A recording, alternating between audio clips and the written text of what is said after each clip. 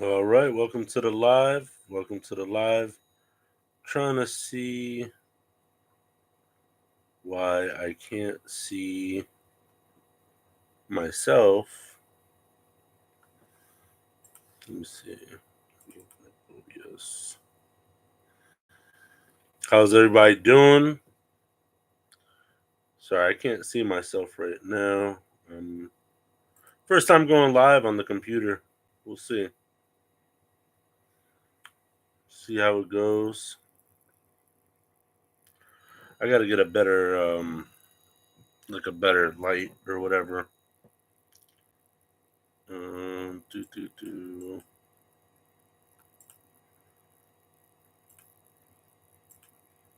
Can you guys see me? Good evening. Good evening.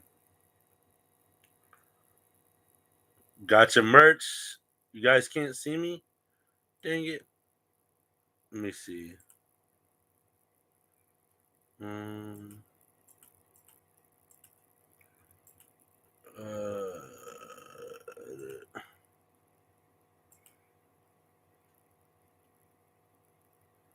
I don't know why. I don't know why you guys can't see me. Oh man. Let's go, Brandon.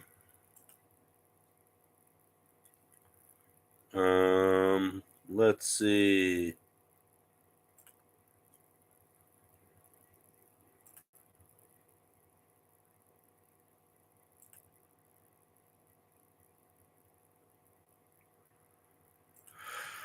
Let me see.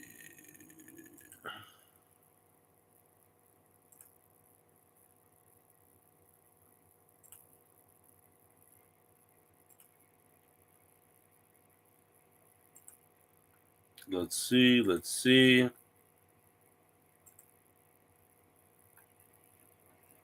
see if you guys.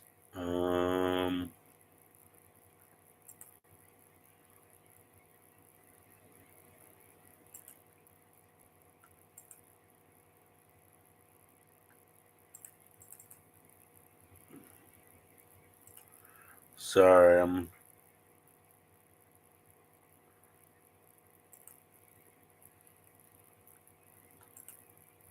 There you go. Can you guys see me now? I don't know why it's only like part of a part of the thing. Yeah, there you go. Um, trying to figure out some stuff. Trying to figure out some stuff. So if my if my face like goes dark, I have a ring light, but it's a motion sensor one. It's crappy. I'm working on some stuff behind the scenes, and I've addressed it behind the scenes. So if you guys see me just waving my hands in the air, just know that that's why. So what's going on? How's everybody's day going?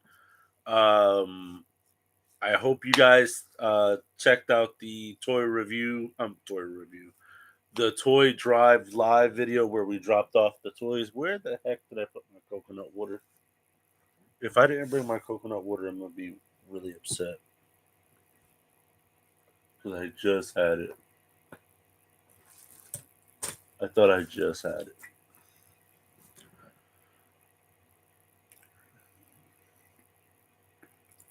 Um, yeah, sorry, Chris. Yeah, let me it's on the chair. That's why. It's on the chair. I don't know. Let me see. Do do do do do do. All right. One second. Let me go grab it.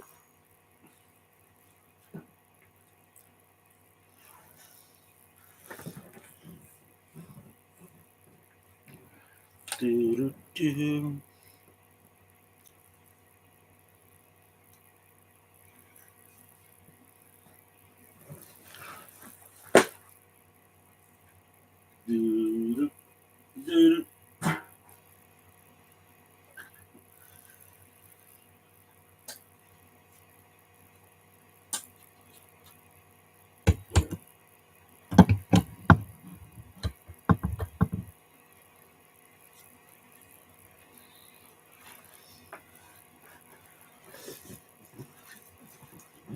All right.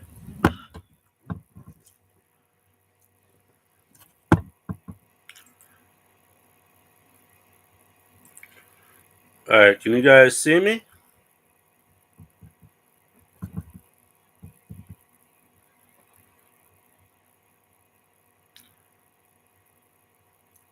No, today we're actually just going to be doing a live Q&A. I do have a kid, um, Brenda.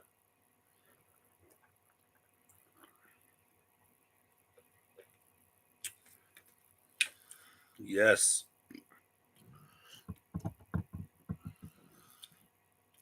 So this was I actually brought a whole bottle this size with me for my surgery. For those people who don't know, I went and had my left side of my thyroid removed, and I got so many questions from the doctors, like why do you bring coconut water with you? And I'm like, you guys told me I couldn't eat, after midnight, and I went to bed at like 9, and I can't eat or drink anything.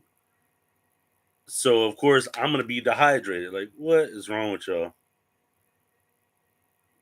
Like, what is wrong with y'all? But yeah, so I got let me see if I could find my charging wire right here. Yeah, I did. For my cell phone. I actually was talking to my buddy Chris earlier, yesterday and today. For those of you who don't know, Chris is one of my drivers, and he's actually a guy that was featured in a couple of the videos on YouTube. And I thought, it'd be a good idea to feature some of the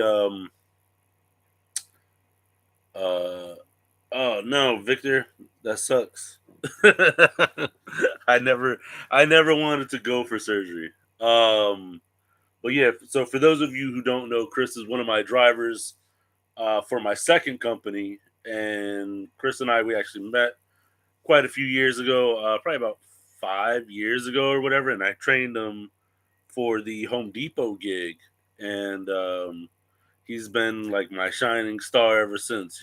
So what's up, Germany, Delaware? So yeah, I'm gonna end up I'm going to end up I'm gonna end up what do you call it? Ordering a ring light because I got some more behind the scenes stuff going on right now. So that's gonna require a constant ring light, and then I'm probably gonna have to start wearing some sunglasses. Thank you, Dennis. I appreciate it. Yeah, going on 5 years. It's been a long 5 years. What's up, Manitoba, Canada? What are your next plans? All for a second company with no BS. So, plans. My our next plans are just to keep on keeping on. We're in the works right now, trying to finalize this other contract.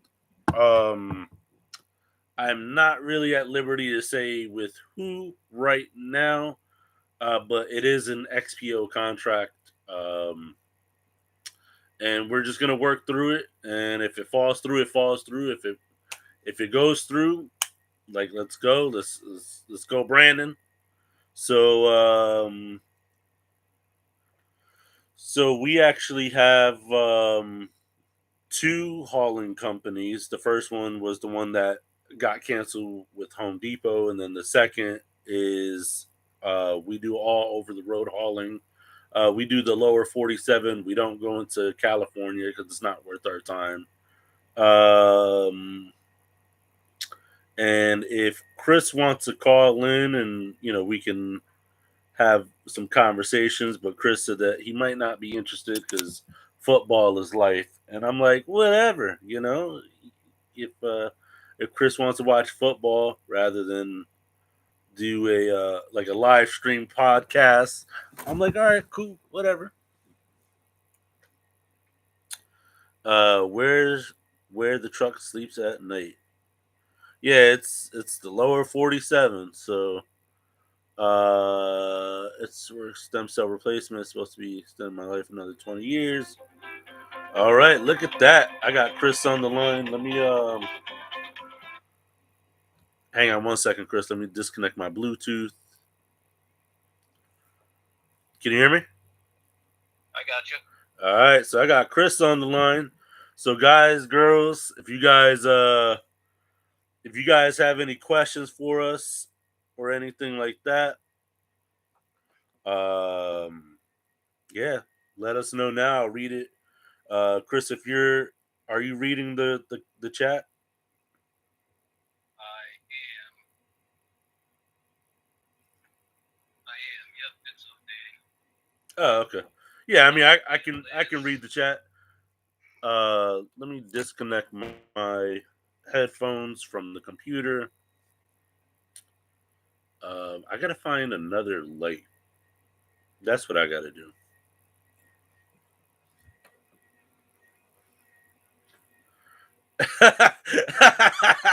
So Nicole Young wants to know, do you accept tracking? Well, you can tell Nicole Young. No.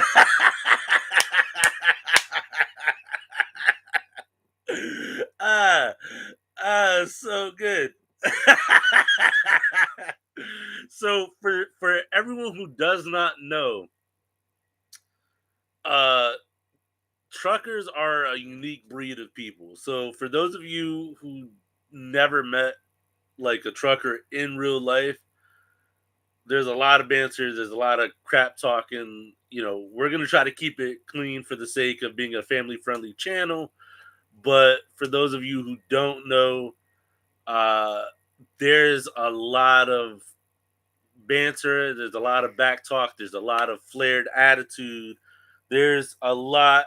Um, Nicole, we're trying to keep it. We're trying to keep it. Yeah, Nicole, we're trying to keep it PG. Okay. So Nicole said we're all bleep bleeps and bleep bleeps. So um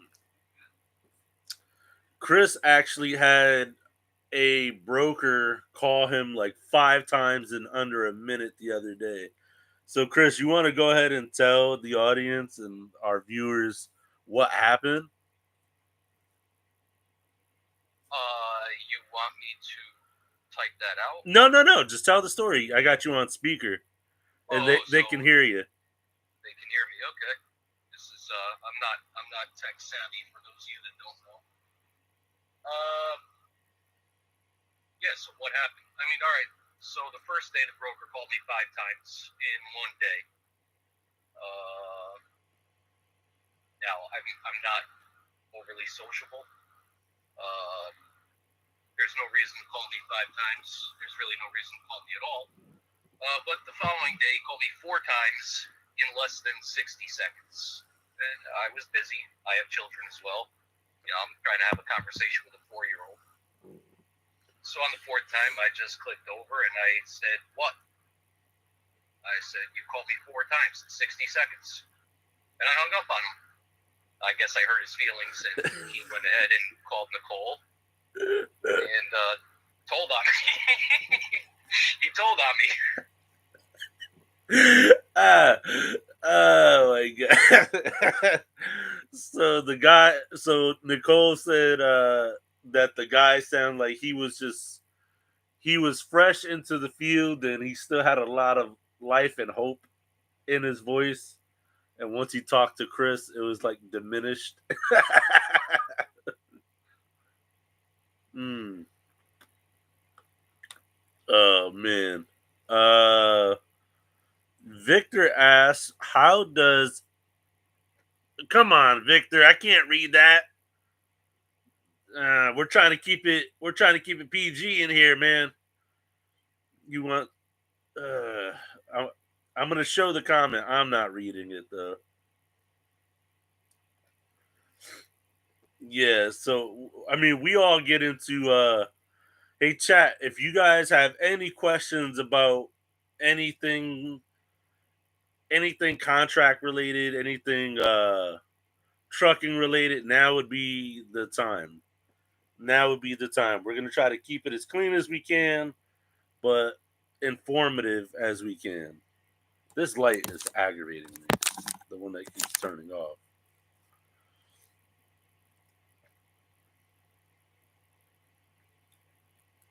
I'll give you guys a funny story. So I actually so there's another driver in the area, and I'm not gonna um what's going on, Dank memes? Someone asked where the trucks park at night. The truck parks in the lower 47.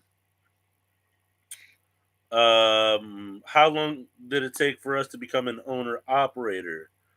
Well, the hand was kind of forced because my old boss switched insurance companies, and his new insurance company wouldn't um wouldn't offer coverage in certain states, Connecticut being one of them. So he said you can either move out of state and still work for me, or I can help you start your own company. So I went with option B, and it was no walk in the park. But from the time I filed the paperwork in June, I didn't. My contract didn't get picked up with XPO and running under my own authority until October of 2019. So it was a few months because of all clerical stuff. But there is a company out there for, and here's some tips and tricks for people. There's actually a company out there called ESI Trucking, and they help you guys get started with your authorities and stuff like that. It's something like in the price range of a little over $1,000, maybe anywhere between like 1,000 to like 1,300 to get your own authority and stuff like that. But ESI Trucking is the company that I went through that set everything up, and they send you over the paperwork, you fill it out, and you pay the sum, and you get paid. Um, Someone asked, "How do we edit our videos?" A lot of times we edit our videos with blindfolds on because we don't know what we're doing. Thank you, Gary, Terry Golson. Thank you for enjoying our channel. We love creating content for you guys. That's why we're here live doing this. So Victor asks, how does the John Deere strike affect delivery? I don't know anything about that. So you know anything about that John Deere stuff, Chris? Uh, no, not really, but I'm gonna go ahead and guess that would affect more open deck OTR transport, you know, but just hauling tractors from point A to point B. But even when I was pulling the step deck, I didn't pull much John Deere, so I'm sure there's plenty of work for those guys where John Deere's not really affecting anybody. Yeah. Yeah. Maybe the John Deere company drivers, but a lot of that stuff is outsourced. So I don't think it's a huge deal. Yeah, I like the only John Deere things that I personally have experience with are like the John Deere ride-on tractors and stuff that they sold at the stores. But other than that, you know what Chris said is his experience with like it would have to probably be more of like an insider like company thing, not really with us over the road truck drivers or people who just haul, ride on lawn mowers or deliver parts and stuff. Um, Nicole asked, "Would the viewers like to see a behind-the-scenes video on booking loads?" Yeah, Nicole goes through the ringer to find Chris loads because Chris is very proficient at what he does, and very good at what he does. So he likes to just get in, get out, deliver the peaches for the boys, and and just get on to the next delivery, so we're not out here wasting time. So a few people, they want to see Nicole book loads. Maybe I'll I'll set her up with the live stream or something, or she can record that on her own time. John Deere has become awful. They put farmers through hell with their anti right to repair stuff. Yep, yep. So Chris actually delivers peaches to a state penitentiary. Are we hiring local drivers? Not at the moment. So we get that question a lot, and that is a very, very good question. If we're hiring local drivers, so part of the problem is because we live in the Northeast in the tri-state area, that the area is very oversaturated with drivers. So me specifically, I have to score another local contract in order to hire local drivers, which I would be interested in. But the money has to be there because the money is what counter counteracts the stress for drivers. Everyone wants to be home daily, including myself. I don't even really like driving. Um, so driving for extended periods of time. I think what I like most about the Home Depot contract was that I was in and out of the truck, strapping down. It was fast paced. You were thinking on your feet. You were problem solving. You were doing a lot of things that made the day really go by. Whereas doing something what Chris does that he genuinely enjoys, and I'm not gonna knock it because he gets paid to see the world and wherever we send him.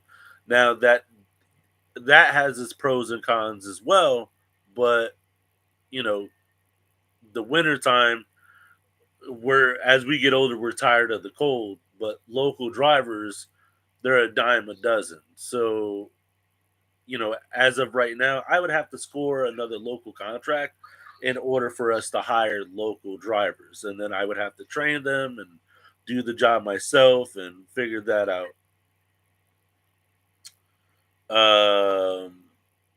So Brian asked, are you switching from day cabs to sleepers or using motels? So we actually have a sleeper. Chris, what's the year, make, and model of your truck? I am in a 19 Freight Shaker Cascadia. Okay. So when we first got Chris on board, we gave him a 2022 Freightliner, and that crapped the bed. So he's in a 2019. It's a little less spacious, but it does have the beds and stuff in the back. And having Chris bounce from hotel or motel every single night, that would just be an astronomical logistical nightmare to figure that out, and to have him do something like that would really suck. Uh, Hans Hansen asked, "What about having an international driver?" Um, Yes, send me to Australia. I want to pull a road train. yeah. So Chris and I, Chris and I are very interested.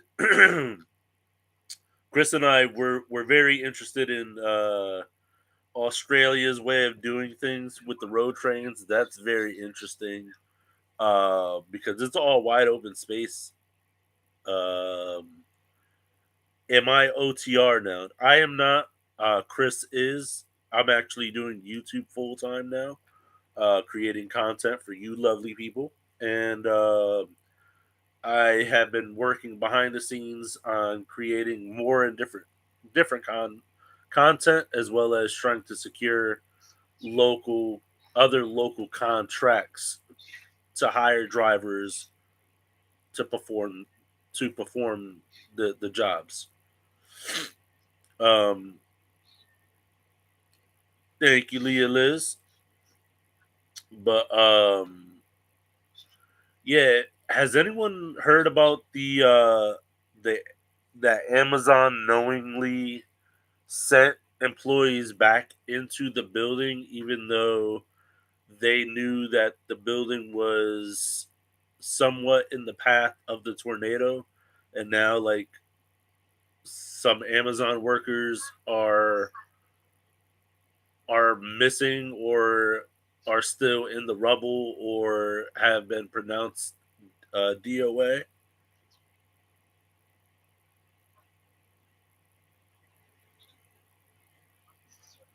Devin Holmes. Thank you, Devin. I actually took that picture of that is actually the sunrise. What's up from Sweden? That is actually the sunrise right across the river from Mohegan Sun Casino, located in Uncasville, Connecticut. Yeah,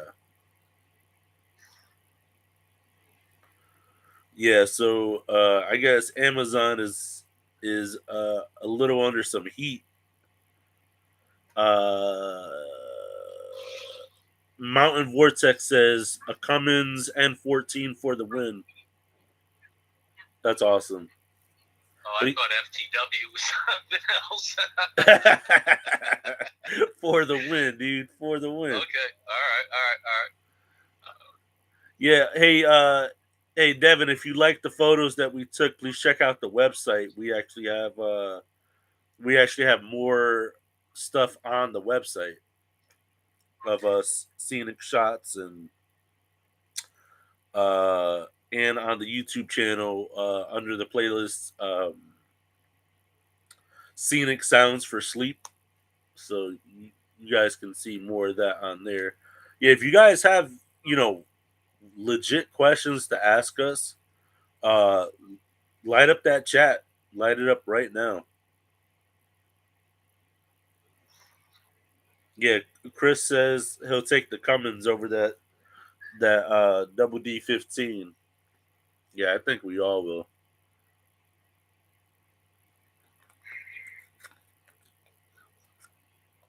I think we all will. Yeah.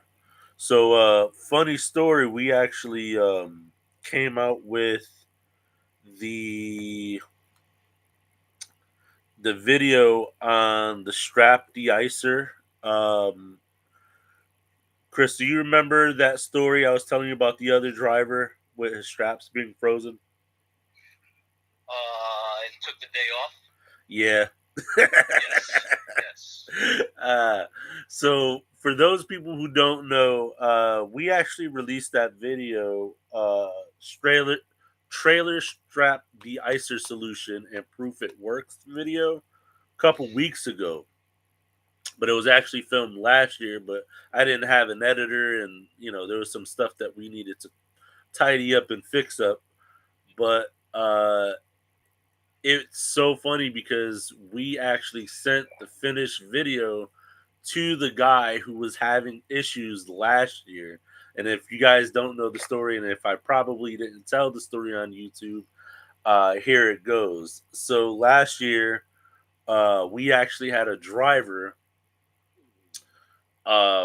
show up to a store. Mind you, myself and the other driver, we don't live too far from each other.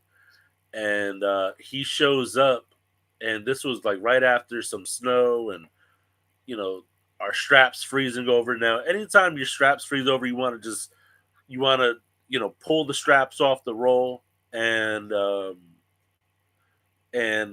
you'll have to like reverse crank it off the roll to really peel them, because the ice will build up on the fibers and it'll stick.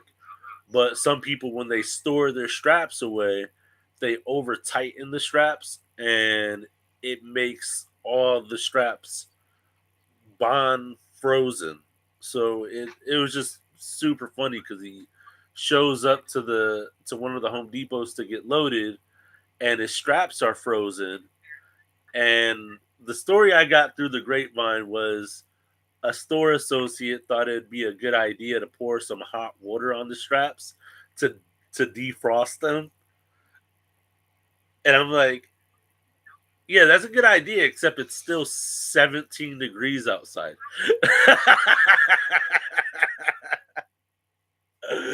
uh, oh my god. So we it's a running joke. It's a running joke about like showing up late for work or something where we just complain that the straps are frozen, and then, the driver ended up going home because he's like, "Hey, if I can't get the straps off my trailer, how am I supposed to do work?" And then my market manager called me and he was like, "Hey, you think you could go help him out?" I was like, "Yeah, where is he?" He goes, "I don't know, but he's not answering my call." I was like, "All right, cool. I'm pretty much done for the day." That was like one of the days I got done early at like, I don't know, 8, 9 o'clock in the morning, and I started at 6, and I got paid for a full day, even though I only ran 3 hours. And yeah, Hey, we showed up to the guy's trailer, and he had the trailer parked in the sunlight. And we bought some what was it, the windshield washer fluid, the orange one, that you can see in the video. That's good for like up to negative 25 degrees Fahrenheit. Poured that on the straps, reverse cranked like, I don't know, 6 or 7 of them, and the guy wouldn't answer our phone call, and he basically took the day off, and then we had to go finish out his route, which was it was just crazy. Jaden, that's enough. Enough. So yeah, so that was a crazy story. No, I actually learned about that Amazon thing on YouTube. So I don't know. I don't know. Yeah, horse. Yeah, horse feather got a point. Um, yeah, the that news article I had texted Chris yesterday to call home because he lives in that general vicinity of one of the states where the tornado touched down. So I texted him yesterday to call home, make sure everything was good and on the up and up.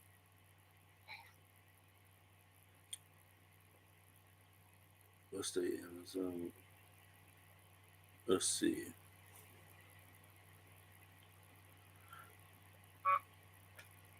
I'm just reading through the chat to see if there was anything I missed.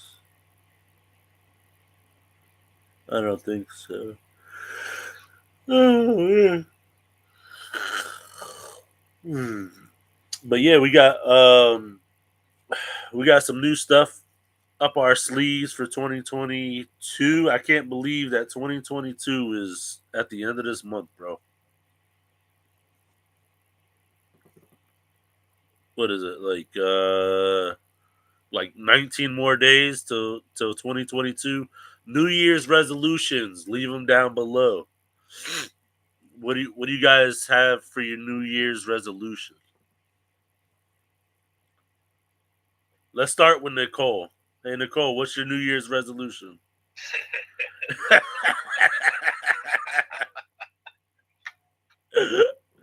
That's if Nicole's still on here. She be in and out.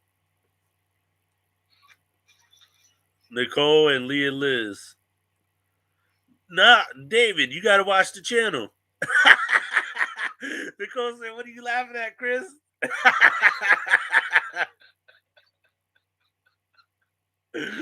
uh, that's hilarious. I'm gonna try to make Nicole's life easier by being better with brokers. Okay, that almost sounded genuine and believable.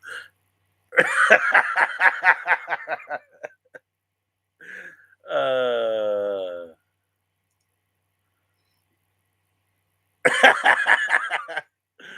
uh, David, how do you miss our deliveries when we still post delivery videos 6 days a week?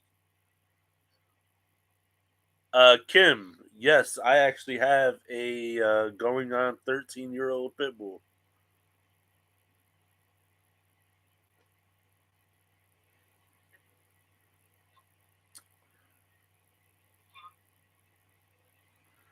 My old videos aren't the same. What do you mean? It's well, the old the old videos. If you guys didn't know, we post the older videos now, which require a lot more editing because I'm a firm believer in the First Amendment and expressing how I genuinely feel.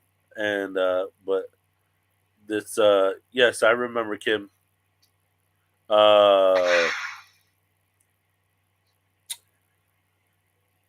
it's not really family friendly content, so we have to edit out a lot of stuff.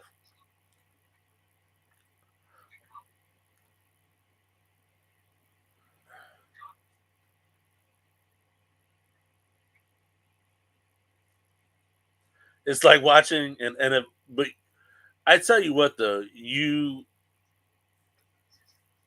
David, I could probably take a delivery video from earlier this year, and you wouldn't be able to tell the difference. Victor says he'll give up seafood, and Leah Liz says she wants to have a better diet. You know what? I could second that. Better diet, eating better. Um, and Chris's New Year's resolution is to eat barbecue at least once a week. I'll eat barbecue 5 times a week if you give it to me. Yep. I wouldn't go without seafood though. I don't know. That's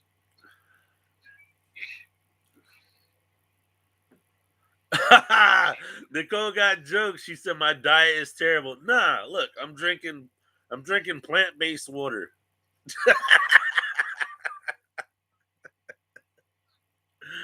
Uh yeah, no, I've never I was never a big seafood guy. I wasn't really raised on it.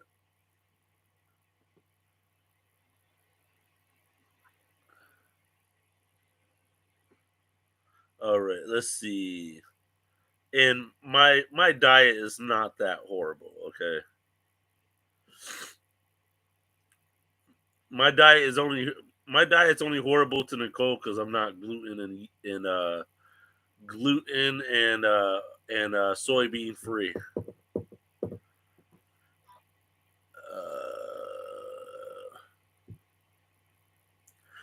Let's see. So Kim suggests post a video from this year, this week, and then post a poll to see if people correctly identified the correct video. Hmm.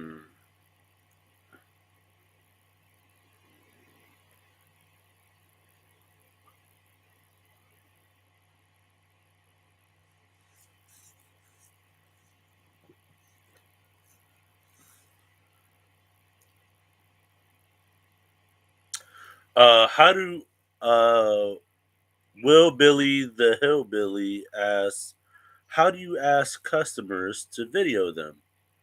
So normally prior to arrival, like prior to going on site, if I can make contact with the customer, I'll let them know, like, hi, I just want to let you know I do have a GoPro. Would you mind if I recorded on your property? If not, that's cool. It's totally fine. But I do have a YouTube channel, and I like to just record whatever I do on a day to day basis. 99% of the time, no one has an issue with it. I've only been denied twice, and both times they were state troopers.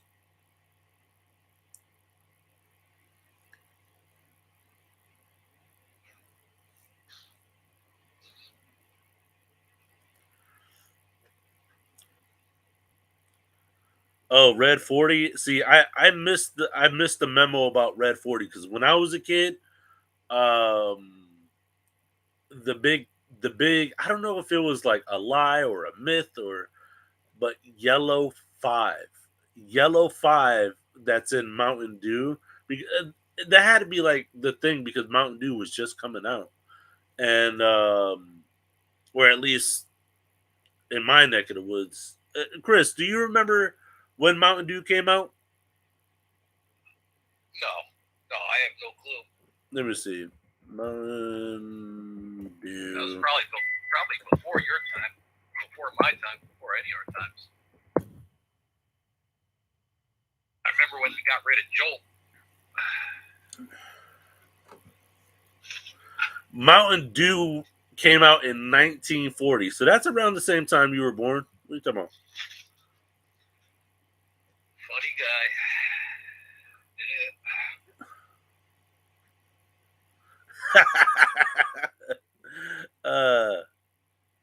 Yeah, but so I don't know. I guess it was just like a running theme to say like yellow 5 was the colorant that you should stay away from, or at least guys, because um the rumor had it was that yellow 5 lowered your sperm count, and whether it was a myth or not, but I didn't have my first kid until my 30s, so Yeah, well, I got 3, so I'm going to tell you that yellow 5 lowers your sperm count is not true.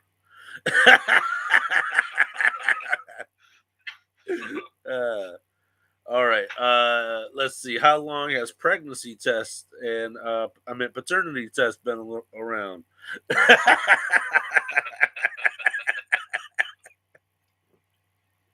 uh, let's see. Yeah, Leah Liz got a point. She said, "Do you mind if I video on your property?" They always look confused. Um, Kim, we already did the toys for tots. We already dropped off all the goods. I'm actually still waiting on Nicole to send me a good, like, 5 minute long Christmas song to put in the background of the last video for the Toys for Tots. So, and we think next year we're going to try to double the goal. So, what do you guys think?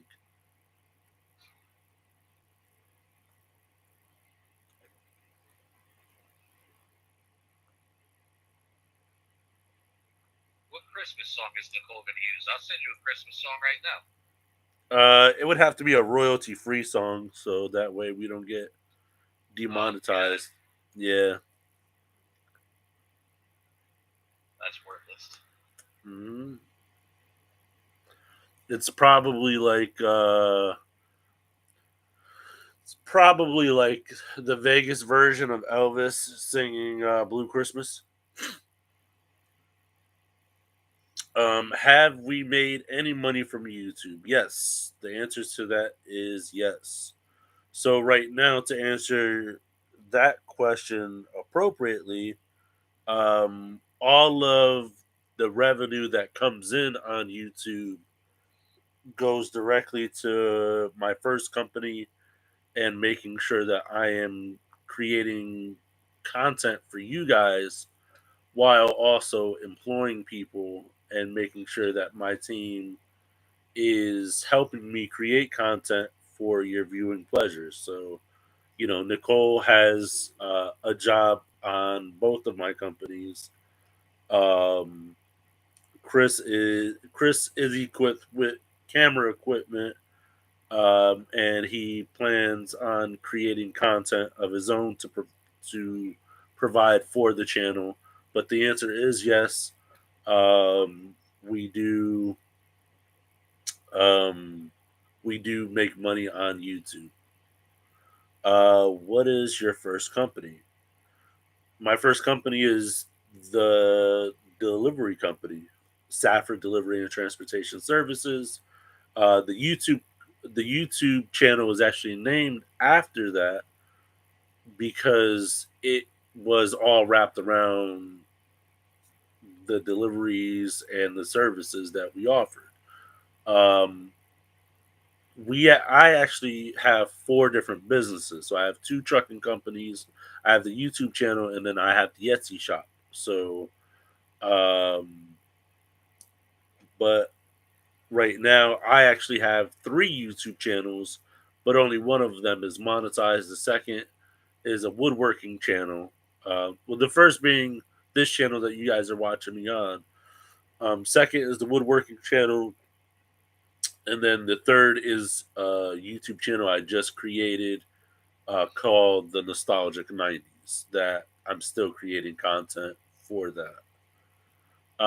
Will I do more deliveries? Hopefully, hopefully. You know, unless I can get a studio and like do YouTube like full blown out production kind of thing, I think that's the only way that I wouldn't drive a truck. I don't really like driving, but the best time, and I think Chris and Nicole can attest to that, when the government forced everyone to stay home, that was the best time for us truckers to be on the road because we didn't have to deal with people who were just being arrogant. Yeah, I was pulling the depot flatbed in the beginning of that. That was nice. Yeah, I mean, and then what I liked most about that was that because the Home Depot contract is a curbside delivery contract, that most people were like, "Oh, is it possible we could do a contactless delivery?" Say no more. Say no more. You ain't got to touch my phone. You ain't got to touch my pen, my clipboard. There's less stuff I have to bring out the truck. Uh, Less talking I got to do with people who just make the jobs 8 times more harder because they want it in a specific area. It's just yeah.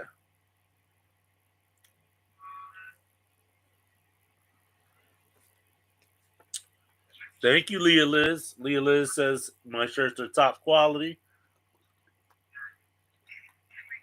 What's up, Alan Kick? Victor Bradshaw What's the says he, inventory? huh?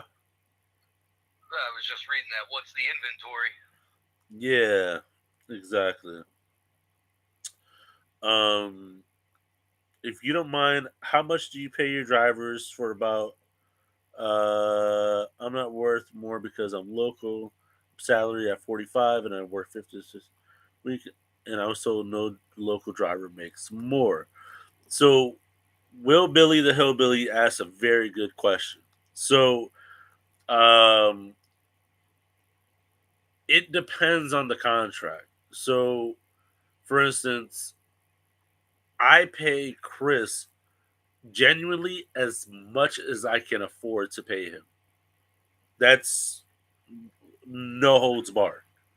Um, so much so that um, if I didn't, it would be selfish of me to expect him to stick around. Now his salary varies based on the load that he hauls, and he gets paid salary percentage based off of the line haul rate. Now for the first company, because that's for the second company, for the first company, for like my old Home Depot contract, um, it just depended on the contract that we were on because you have regular local contracts and then you have what's called RRT.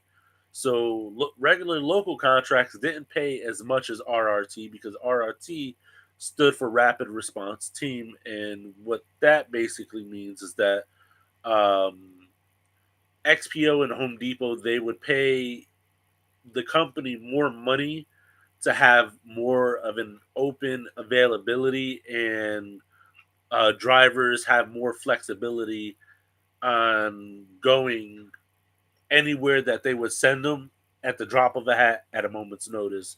So it needs to be able to pay for, hotels, higher fuel costs, car rentals, airfare, travel expenses, food, stuff like that. So I never had to hire a local guy to drive tractor trailer, but I'll tell you what, my box truck driver, she was making $900 a week, and that's just to drive a 26 footer. So she was making $900 a week to drive a non CDL 26 footer, and then my helper, he was getting paid $500 a week just to help her, just to load and offload the truck, and that was pretty much it. What's up, Don in Hawaii? Aloha. What's up, AirTech Images? So yeah, we're doing a live Q&A. If you guys have any legit questions, uh, leave them in the comments. So, and then the second part to answer your question, Will Billy. Um, so for a 50 to 60 hour week, we didn't pay by the hour. We paid by the day or by the week. So, uh, what I used to tell my guys, because, and again, it depends on the contract. The faster you get done with your day, the faster you get to go home. So if you clock in at 6 a.m. and you get all your deliveries done by 10 a.m., you just got paid for a full 14-hour day, because that's what I expect my drivers to run, a full 14-hour day. You just got paid for 14 hours and only worked 4. And the same could go for, um, a 6-hour day or a 2-hour day. But on the flip side, spring and summertime are our busiest seasons. So if we have, a string of weeks where you're pulling 10 to 14 hours a day every single day, you're still getting paid your salary. You know, I don't, if you're not complaining to me about getting out early for the 2-hour work days and getting paid for the full 14, then I don't want to hear no complaining when, you know, your job requires you to do a 10 to 14-hour day. And then, you got the seasons, fall and winter are the slowest seasons, slower. But spring and summertime, that's where the company can make the money. And I'm not opposed to paying more money for a higher delivery count, because we get paid per delivery. Excuse me. After uh, the minimum, the minimum for the day was reached. So, like, let's say if I set it up with the driver, hey, I'll pay you an extra $20 a delivery after 60 deliveries or whatever, because on the box truck the contract was way different than flat. Like, I'll give you an example. This is like a real life example. When I first started driving tractor trailer, I was only making $700 a week, and this was almost 5 years ago. um I was only making $700 a week. Now, I know some people are like, what, that's a lot of money, considering, like, me pulling, 40-hour work weeks, or working 2 jobs 18 hours a day for both of my jobs, and barely making that, uh you know after taxes, because that's what I did. But when I started driving tractor trailer, I only made $700 a week before taxes, and then after taxes I was only making maybe about 4 to 5 after taxes. So most of my work days were 14-hour days, 70-hour work weeks. So, for 70-hour,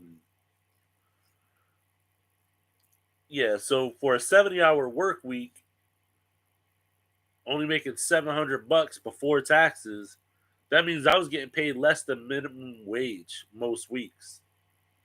But then, I started in the winter time, and then transitioning into spring and summertime, you know, I didn't really have much training. Like, I pretty much got thrown to the wolves. Uh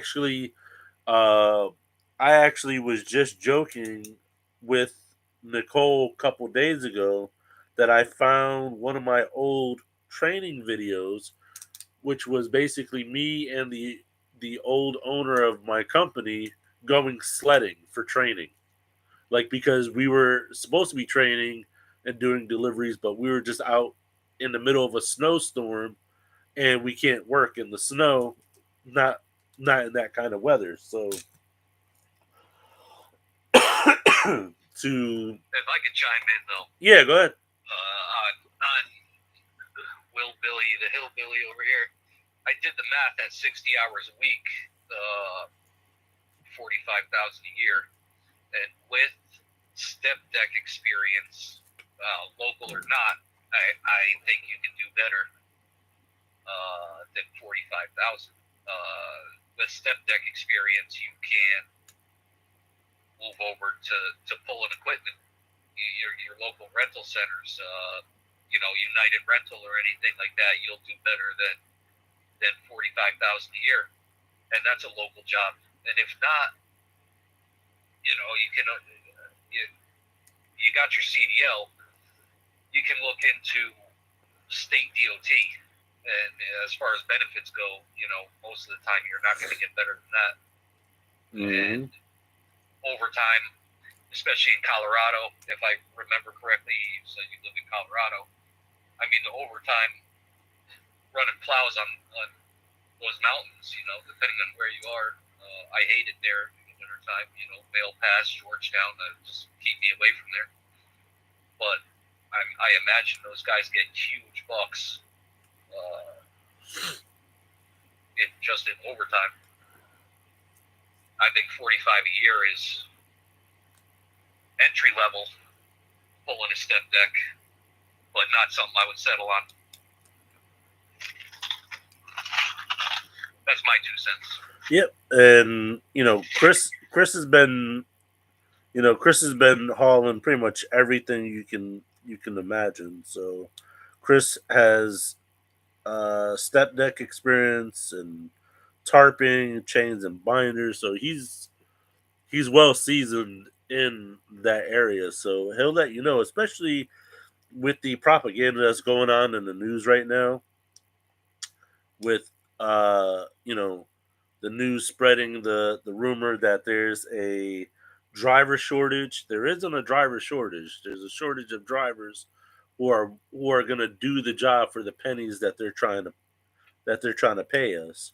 And that's why a lot of drivers, for what it's worth, a lot of people are leaving the industry, and all these schools that are sending the students out into the world with false expectations of how much money they can make. They don't tell you that most local companies won't hire you fresh out of school, and if they do, it's going to be a crap job, and you know what, it'll be grunt work. And sometimes you got to do what you got to do to get your foot in the door. That's what I did. I stuck it through, and I used to cry myself to sleep and drink myself to sleep every night. I have no shame in telling you guys that, because I just did not get it. For me, showing up, the product not being ready, employees not knowing what they're doing, what's going on the truck, what's supposed to be where, how it's supposed to look. I was never really trained to understand that, getting loaded at a lot of these shipping locations, that these guys were not trained as well. So we're kind of all just like figuring it out together. Meanwhile, it's burning up my 14-hour clock. And then, I can only get half the deliveries done because it takes so much time. And then it's damned if you do, damned if you don't.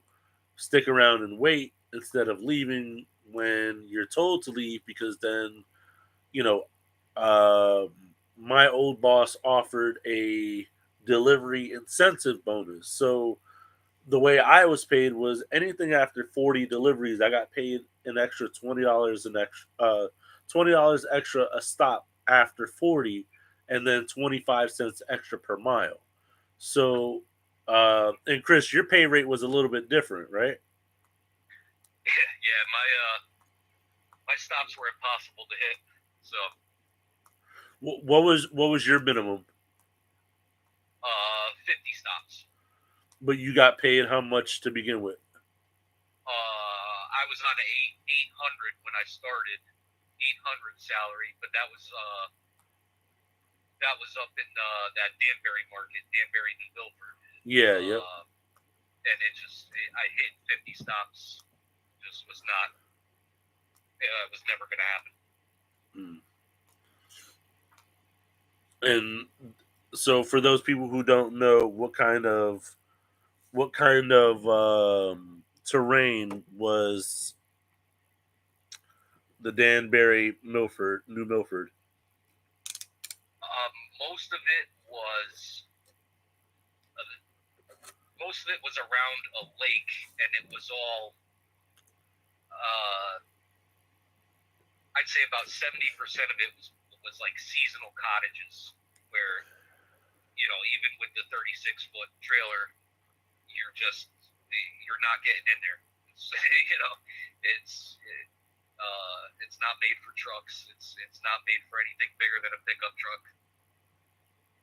So the Moffett was 90% of the work.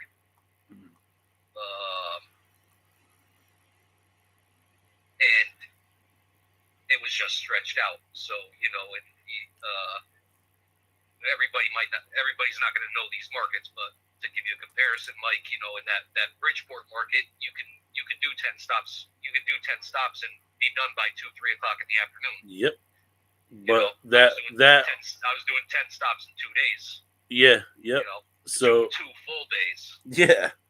So for everyone who doesn't know, Bridgeport is a city in the state of Connecticut. It's literally a city. So for me to hit 40 deliveries, it was quite easy, but the numbers were always dampened because of either time windows, product readiness, store readiness, like routes that didn't make a lick of sense. I used to argue with my old market manager, like, this route literally makes no sense. And he's like, well, then run it how you see fit. And I'm like, I don't have the planning for that right now. Like, I have an entire task at hand in front of me, and I'm waiting, for this guy to get me loaded up. And, had I would have gotten the route the night before, I could have planned better. But, we're getting the route the morning of while we're trying to hurry up and get our lives together and, get on the road. It's there was so much poor planning that went on that it really dampened the amount of stops. So, you know, if you think about it in the way I promoted the job to other driver candidates, was that if you put in whatchamacallit, if you put in, let's say, 10 deliveries a day, Monday through Thursday, that's your quota right there. Let's say you hit another 10 deliveries on Friday. 10 deliveries, multiply that by $20, that's a $200 bonus. Saturday, you do the same thing, that's another $200 bonus. And then I got paid extra 25 cents extra per mile. And you do that math, that's extra $50 on Friday, extra $50 on Saturday.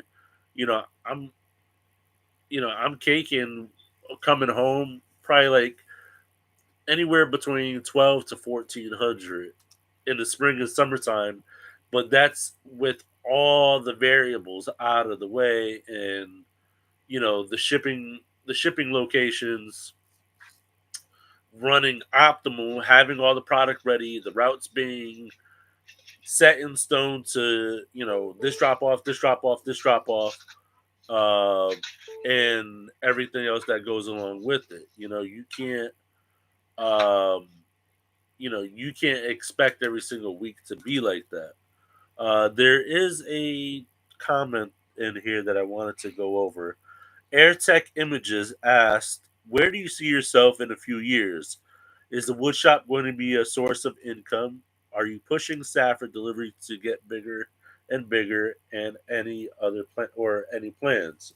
So that's a multi-part question. Let me go ahead and answer that. So I see So let me answer the first question. Where do you see yourself in a few years? I see myself and the company expanding, bringing on more drivers. We're gonna be, um, we got some business things that my team and I we have to discuss going forward, particularly about the two trucking companies, and how we're gonna handle those moving forward. But the plan is always to get bigger and bigger, but without sacrificing quality of drivers. And then, you know, the woodworking thing, do I want that to become a source of income? Yes. Do I see it becoming a source of income in the near future? Like within the next couple years? Maybe. Because what I really want to do is not really in the cards right now. I don't have the space, and Connecticut is too expensive, I would say, to do what I want to do here. So we might have to move the the wood shop to another state or something like that, because there's just, the prices out here in Connecticut are just outrageous. The taxes are outrageous, and I'm already up to wazoo in taxes. It's crazy. But yeah, I still continue on doing YouTube full time. Do I personally want to continue driving trucks? Maybe for a little while longer. I never actually liked driving. I did mention like the best part about it was when no one was on the road, but unfortunately, like that's probably not going to happen again. And if it does, so be it. But I think that in order for it to really be worth it for some of us drivers to stay in the industry, myself included, is for the government and people to wake up to the amount of to the amount of um, headache and the amount of crap that comes along with the job that almost doesn't make it worth it. Like, you know, we're drivers, we're held to a higher standard, but yet we can't hold people accountable for doing things that we can't control. Like, for instance, an old lady brake checks you. Even though you got that on dash cam, you kill her, you'll probably never drive a truck another day in your life.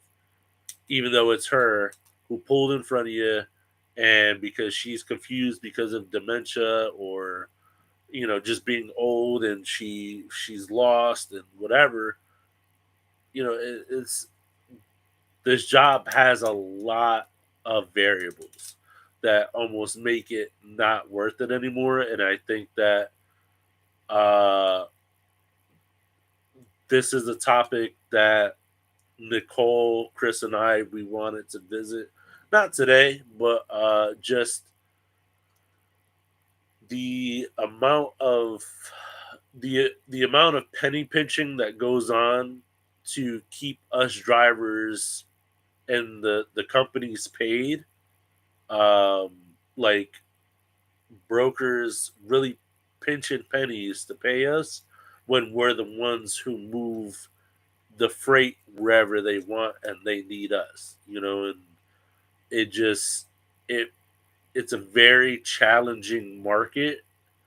Uh, so who knows? Do I think I'm going to keep the trucking companies? Yes, because even though I might not like to do it, it's all I really know.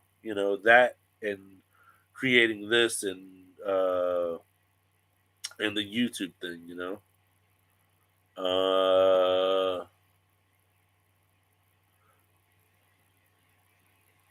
Uh, David Dottie asked, "Do you think your black guy helper is going to make it?" I forgot his name. The gentleman that you're referencing to, his name is Peterson, and Peterson is no longer with us.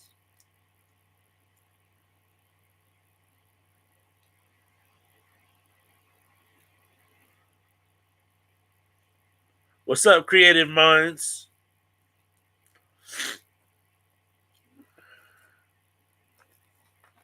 What's up, Biscuits Entertainment from Norwalk, Connecticut?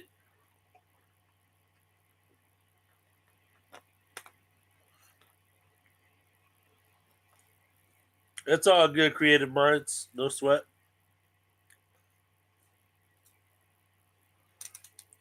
David, yeah, we had our ups and downs with that guy.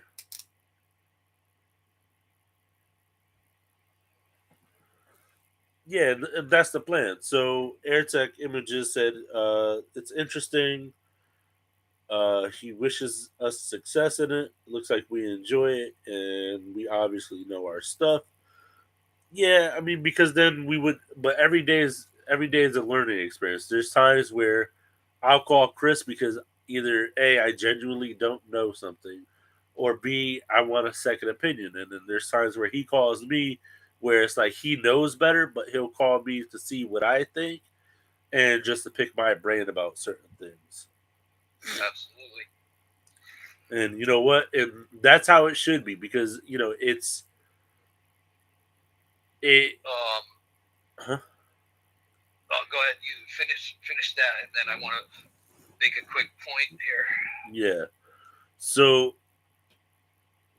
there's times where Chris is at a truck stop and I know that this happens nationwide, even worldwide, that there are just some people who see drivers struggling and instead of taking 5 minutes out of their day to make sure that that driver can back into a parking space um, without ramming someone's mirror off or side swiping the cab of their truck or something like that, or you know maybe a driver made a wrong turn or is having to back out of a gas station instead of you know being selfish and just carrying on about our day. you know us truck drivers, we really try to take the time out of our day, and at least that's what we're supposed to do to help the fellow drivers, because it's almost like an unspoken rule, just like let's help each other out because we are all we got, and everyone's trying to make a buck off of us. Even sometimes other trucking companies are trying to make bucks off of other trucking companies. So for the good people that are left out there, we always try to do our best to help where and when we can. That's why when the other driver in the area, his straps were frozen, you know, I was like, yeah, I'll go over there. I'll go help him unfreeze his straps, this, that, and the third, and get him off the winch. Meanwhile, that guy was in the house probably sleeping or having a nice warm breakfast, and I didn't see that guy for a day or two. And then I didn't have anything to say to him when I did see him because it aggravated me so much that I took the time out of my day to go help you out with your trailer, and you're nowhere to be found. Oh man. Yeah. That being said, I mean, I did the same thing just the other day. Pulled into a rest area, West Virginia, maybe. I had been on the road for a few hours already, but another driver was sitting out there with his hood popped open. He needed to jump. He said he left his inverter on all night. He didn't start the truck. He was dead. So it was 30 minutes of sitting there, hooked up to my truck, revving it up, trying to give him some juice Yep. to get him going. But we got him going. If we didn't do that, how much is it going to be for him to get roadside out there to start the truck? Yep. But Will Billy said he's got to fight tooth and nail to get a load reworked, and you shouldn't have to do that. That's your trailer. That's your load, especially being open deck. It's at the end of the day, it's your fault if you drop that load. Yep. So you should. If you don't like the way that load is on your trailer, I wouldn't pull off a lot. It wouldn't happen because DOT is not going to want to hear. Well, the shipper said they wanted to do it like this, or they didn't want to rework it, so they don't want to hear that. As soon as you pull off that lot, that's your load, that's your responsibility. It ends up on the ground. It's 100% on you. Mm-hmm. So if you don't feel comfortable with it, don't move it. Don't move it. Yep.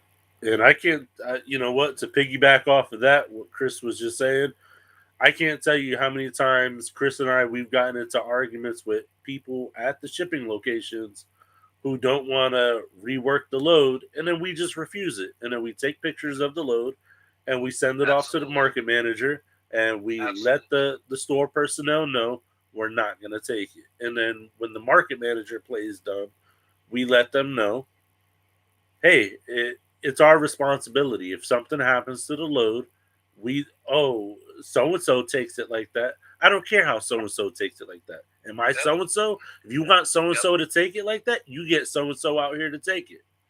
That's not our job. And if you got a problem with it, call so and so. What, are you gonna fire me over safety? Oh, okay, cool, no problem. But when I'm, like for instance, there's some people who question. I had a video come out the other day about a decking load that fell apart on the truck, and um, there are times where we will take sketchy looking loads just to prove a point, and that was one of those times where it's like, how many times are we going to have a conversation with a store or an associate or someone in the delivery department or whatever, and tell them to fix the load day after day after day after day after day? How many times are we going to keep telling them before we just let them know, all right, I used to tell these new stores that I went to, I got two rules. Number one, if it falls off my truck, where it lays is where it stays. Number two, if it falls off my truck and it kills someone, I can go to jail for a very long time. So, and I'm like, if you guys are cool with that, then we definitely have a problem. Because it seems like they don't care about, the customer, they don't care about the product, and they definitely don't care about the driver or the driver's freedom. What's up from Savannah, Georgia? Let's see. I'm gonna go use the restroom real quick. Go ahead, carry on. Uno momento.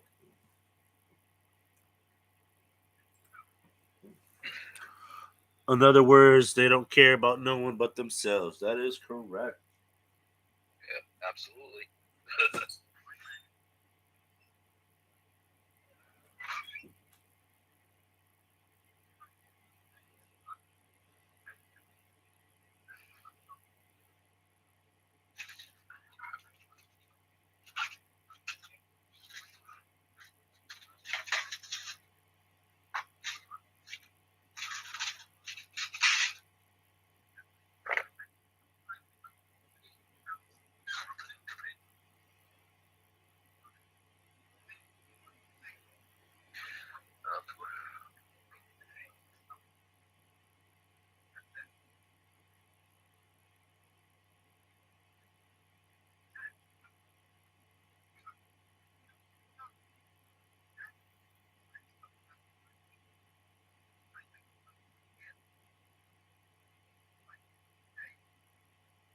So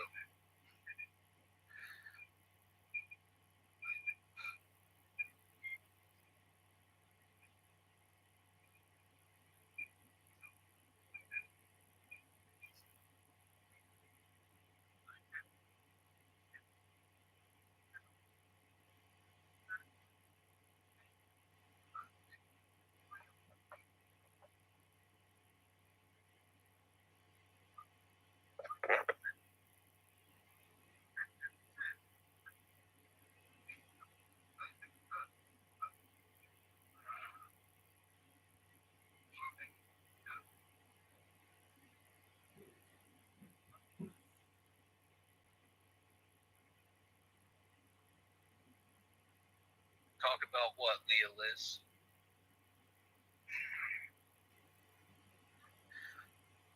It's your load, your problem. Yeah, that's absolutely correct. Your load, your problem.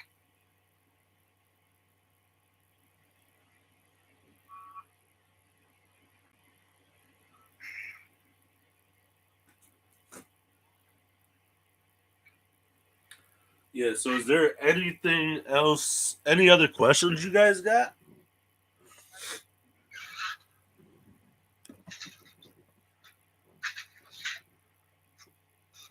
Let's see.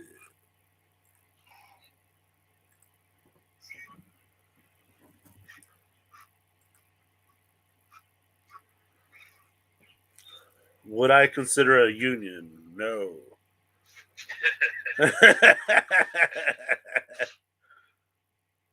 All set there. Yeah, all set.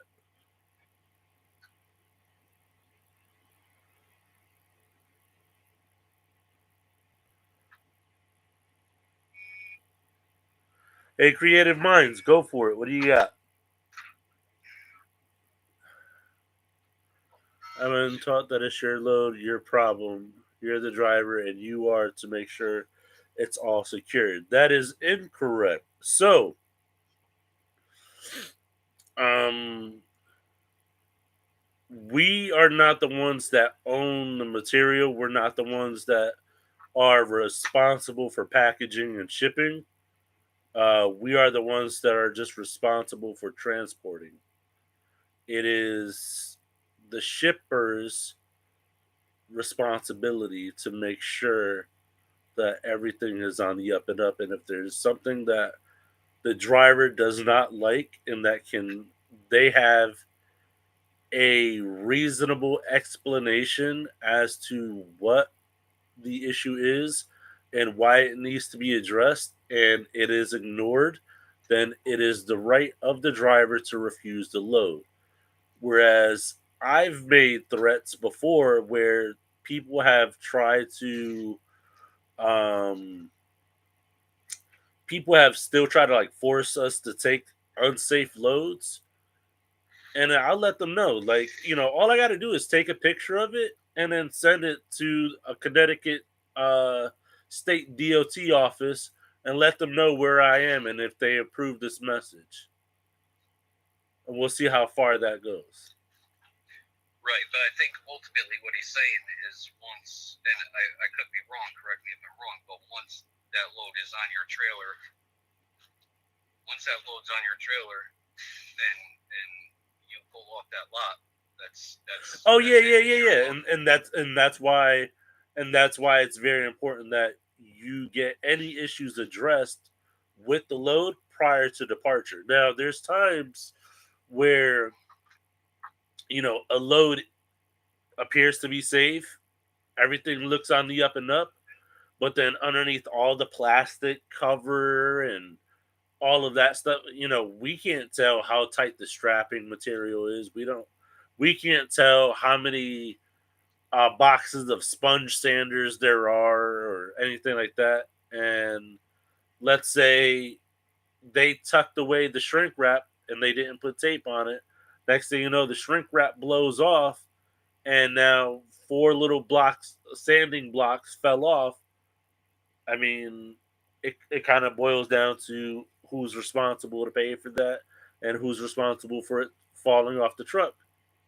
And that's the gray area, because then it's like, well, yeah, I'm the driver. Yes, it's my responsibility. But had the package been put together the right way the first time, like we said prior to us, you know, going to run this errand or whatever the case may be, you guys need to go put tape on that. And then instead they go behind your back and tuck away the tape instead of tucking away the plastic wrap instead of taping it. Now you're under the impression that, hey, they did what you asked them for.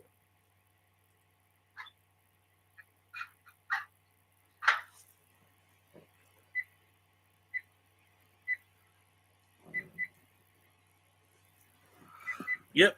So Yep. So Creative Minds said when reversing, there's a guy on YouTube who honks 3 times before he starts backing up, even though they have a reversing alarm. And then add signs on the back of the Moffat that if people can't see your mirrors, you can't see them. And then tips and tricks: stay out of dark alleys and don't run with scissors. Yeah, certain shippers, certain receivers will have signs posted to flash your arm before you back up. Yep. That's not uncommon. Walmart DCs, they have crosswalks. They have like pedestrian crosswalks where you got to stop, and even if you don't see anybody, within 100 feet of you, you got to blow your horn. Yep. All right. So Mark Galander, have you ever tipped over in the Moffat? And if yes, you got video of that. I have. Chris, have you? Yes. Okay, so my incident. So Chris doesn't really do YouTube. He doesn't really do cameras. So I don't expect him to have videos or pictures of it. And unfortunately for me, the incident that I had when I tipped over my Moffat, it was way before the start of my YouTube career. I actually remember it pretty vividly. So um, I don't know if you guys want the whole story. You guys want the gist of it. Chris, you know the story? Probably. Once you start with it, it'll probably ring a bell. Let me see.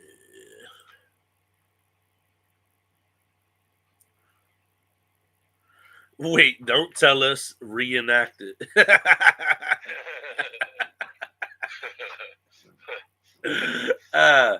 That's so Leah Liz. Yeah, make sure you guys smash that like button, subscribe if you haven't done so already. Yo, this live is pretty good. We got to do more of these. This is awesome. Crazy ass, why not a union? So why a union? Let's I mean, I could understand for certain jobs all they're going to do is just add more rules, charge you more money. Like the way I see a union, it's almost like a pointless safety board meeting. Like I've never been in a union, but it's I feel like if all the trucks if all trucking companies were unionized, the United States of America would be in really deep crap. It's too big of an industry to become unionized. Once you take a large industry like that and make it a union, it becomes too political, and you can see everything that's going on right now with every large company. I mean, every large company out there has political influence that just overrides the small guy. That's so. Personally, I just don't. I think the smaller guy needs the voice more than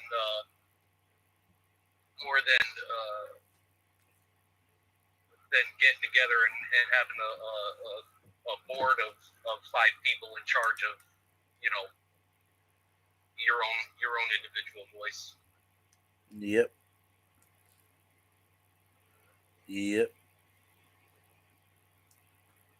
I mean, it's that being said, they generally do have benefits, and you can't get fired. You got to be a real idiot to get fired from a union job.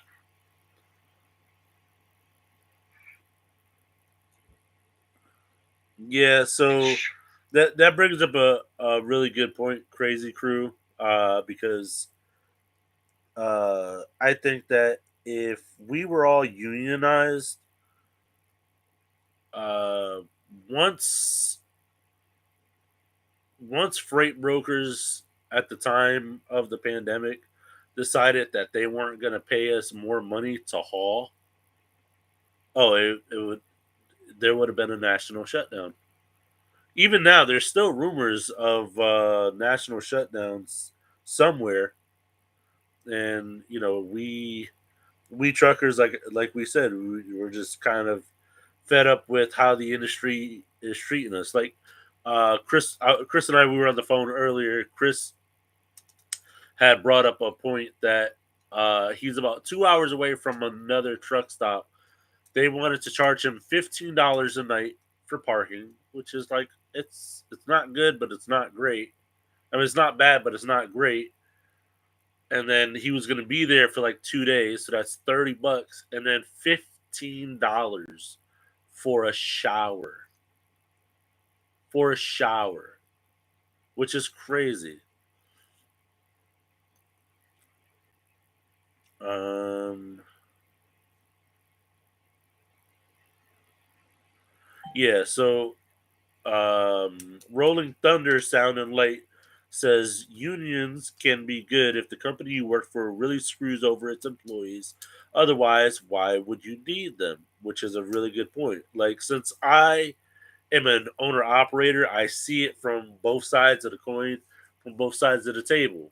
So, and that's what I love about the relationship I have with Chris, because whenever I have an issue and I talk to him about it, he understands it because he sees it as an owner. He can see it as a driver because you can, you know, if you just have the mentality of a driver, then you'll never understand what predicament that the owner is in.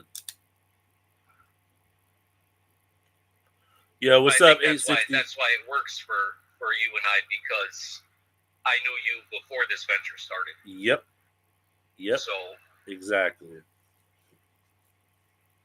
And that's the thing too, because it's like if you guys want to play the role of a boss, but never rolled up your sleeves and scrubbed down a frying pan or loaded the dishwasher or stayed late to help sweep and degrease the kitchen or whatever, then you will never gain the respect of your drivers. For instance, when I hired Nicole as my ops manager, I let her know right off the rip, there's no way that I will let you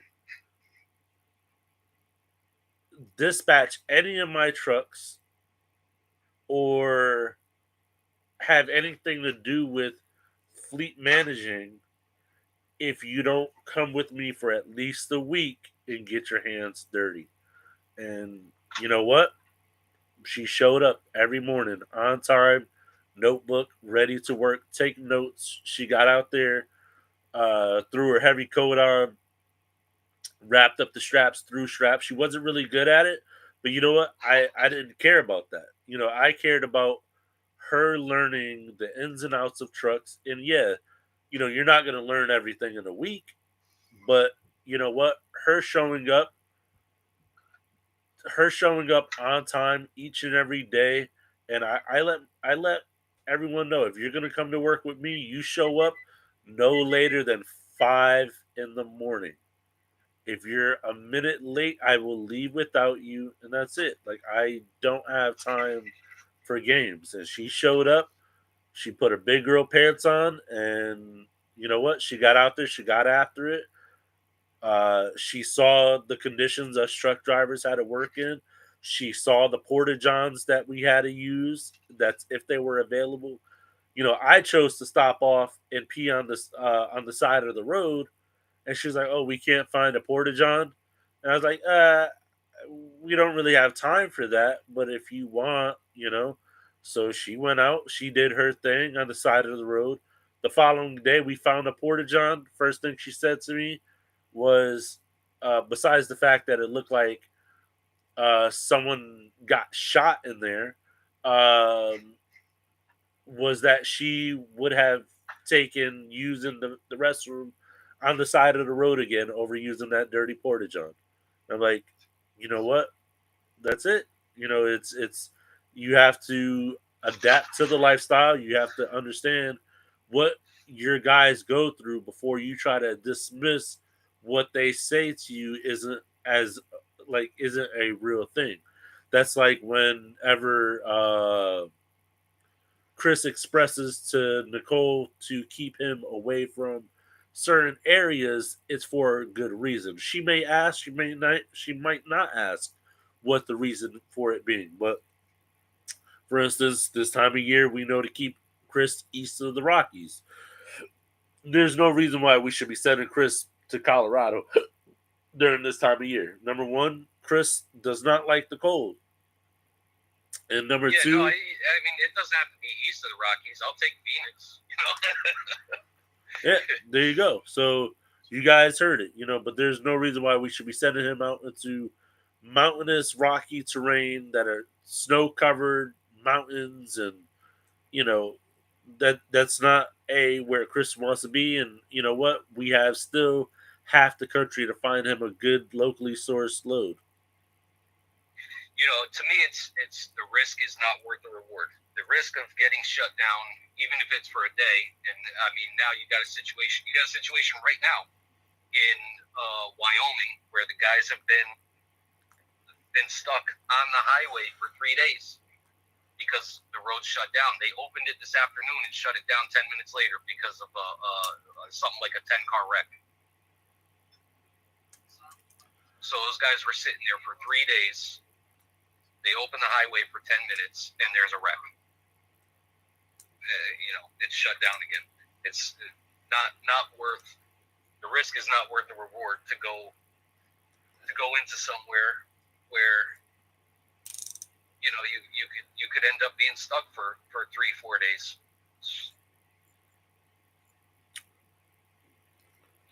Yep. So that's why it's very important that me as an owner, I take everything that Chris and Nicole says to me, uh and I take it personally.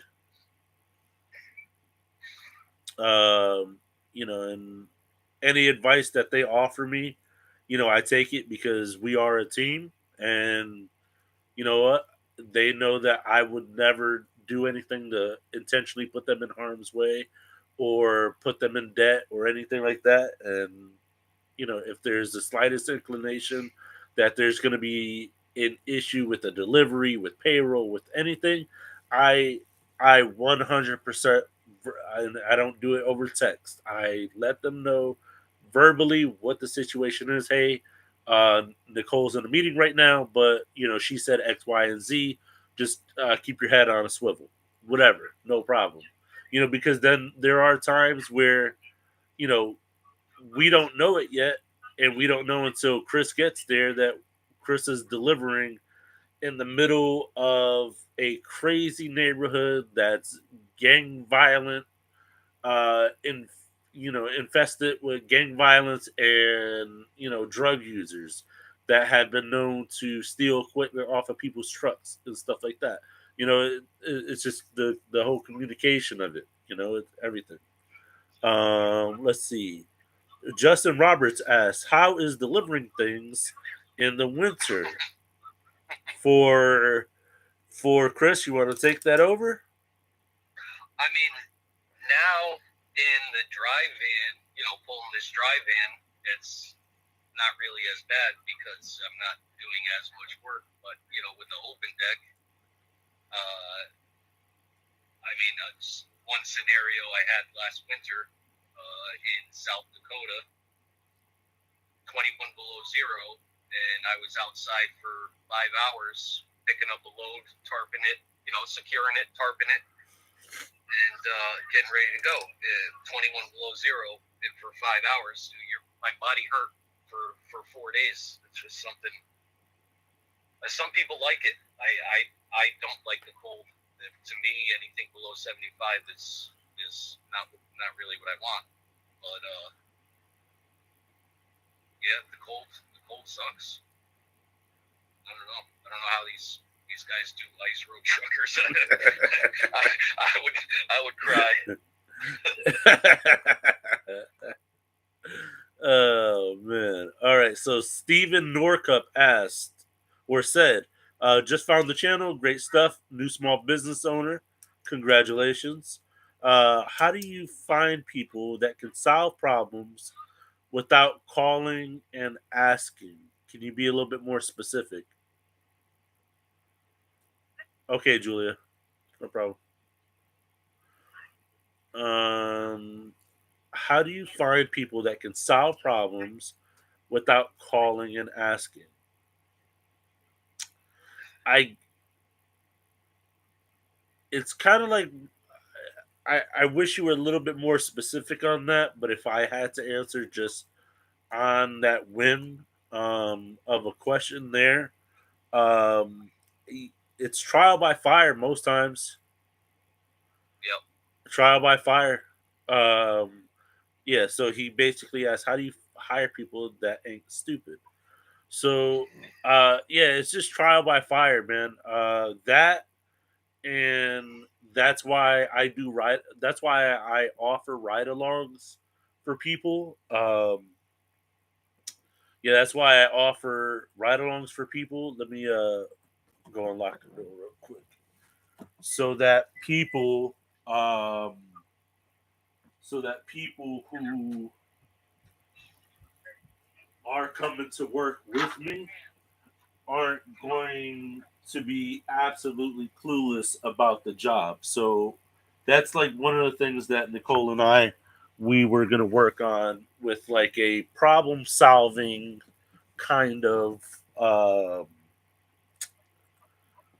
like a like a problem solving kind of questionnaire application, whereas problems or like common problems that you have in your industry that you would think is common sense on how you would address it.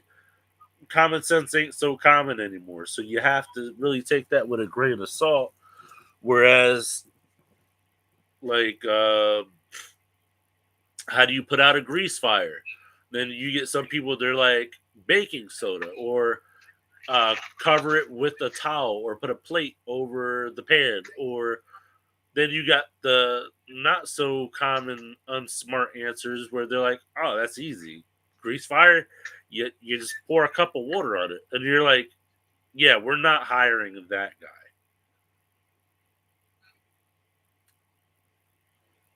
But with the ride along too, you get a sense of, if they want to get involved, you get a sense of what they would do in a real world situation. Yep. And the 2 weeks or 3 weeks or whatever it is of training, especially on the depot side or below side, with the Moffett, at some point you either get it or you don't. Yep, you sink or swim. And yeah, if you don't get it, you can't be put out there. And we can't in good faith just put you out there to fail, because especially on the Moffett carrying a load, you're going to hurt yourself, you're going to hurt somebody. And for me to, I've trained a couple people, and for me to look at you and say, oh yeah, you're ready to go, you're good, knowing that you're not, that would be negligence on my part. So we get a feel as to, it gives us time to get a feel as to whether or not you got it. Yeah. Yep. There's other stuff, that comes along, breakdowns with the truck that are very simple, that especially for new drivers, where it's not taught in school, and a lot of trainers, I've come to find, do not take the time to show these guys how to change an airline or how to cage a brake can, or whatever the simple fix may be to get you off the side of the road and get you to a shop. And without the training, these guys don't know. But if you take the time to show them, and they're mechanically inclined, then there shouldn't be much.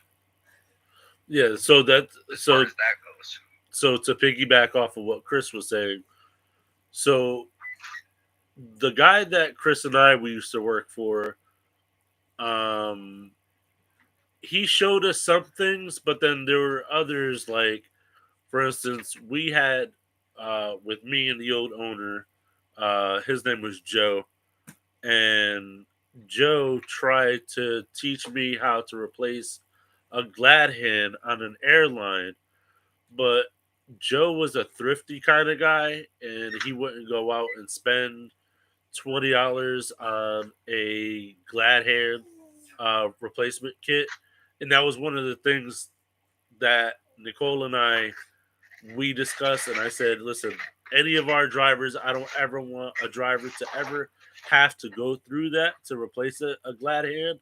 But if they do, I want to give them the tools and the right stuff that they need. Like Joe and we were trying to fix a glad hand and an air hose that broke, and re-put it back on, which those glad hands are single use. Well, at least the couplings and stuff are. Um, and the brass fittings and couplings, those are pretty much single use, and we're out there trying to reuse the old one, and that's what discouraged me, because I'm like, if it's that hard, I don't want to do that. I'd rather just wait for the dang mechanic. I'm gonna slice my fingertips off with a blade trying to get that.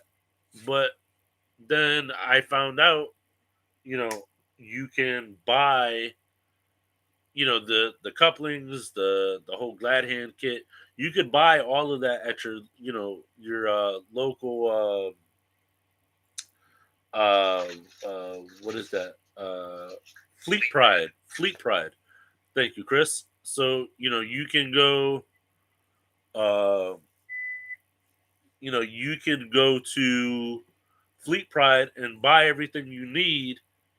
And yeah, it's not really common sense, but if you watch it, or if you watch a YouTube tutorial, I actually did a video on it where I was basically on camera teaching myself how to do it without watching any YouTube tutorials on how to do it. And I figured it out, and then I realized, all right, I did it. I'm still leaking a little bit of air, but you know what? It got me to where I was going. And then I bought Teflon tape, buttoned it up, and never had an issue since. So, it's kind of like one of those things where, if you're going to do it and you know, you're gonna address the issue where finding out whether a person's gonna be a good match for you or not, or for your industry, it's all about feeling them out and then trial by fire. Because, you know, I work best under pressure. A lot of people, they don't do well under the slightest pressure, or a lot of pressure at all. So, um, and I think that's part of the reason why, you know, I, I went with the name the Diamond Standard, because the harder you press on the diamond, the harder it gets. So, um, I was looking for something really quick, and what's so funny is that I, hey Chris, I don't know if you can see this or not, but I actually found one of the original bills of lading with the date on it of 10/28/2019, and on the back of it was my sketch of what I wanted my company logo and the shirts and everything to say. So for all the fans watching, this was the original like mapped layout of what I wanted it to say and how I wanted the shirts to look and uh my original shirt order. There you go. Yeah. So I actually stumbled across this the other day again because a couple months ago I was shredding old paperwork and I came across that. That was pretty funny. See you later, Billy. Just shouting out a great school. Luckily for me, my father was a master instructor, and we are farmers, so I don't even think I need the school. Uh, oh no, it's not a one-sided receipt. Let's see. Brian Peterson said, "I had a good question, but it seems like people asking how much you make, which is none of their business, was more important. Take a look at my comments, and I have never had a strap freeze cold area." Hold on, Brian Peterson. No one really asked us how much we make per se, but okay, I don't get that. Wow, guys, we're almost 2 hours into the stream. That went by quick. Didn't even feel like it. Um, so to really answer what Brian Peterson said about not having a strap freeze, hey, it's your luck. It's either that or there isn't that much humidity in the air. My, my son's over there being crazy.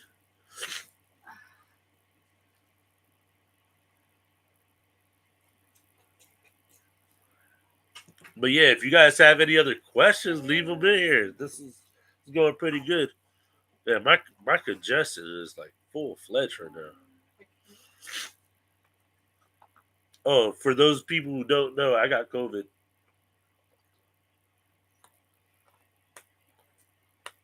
The fan said hi, baby.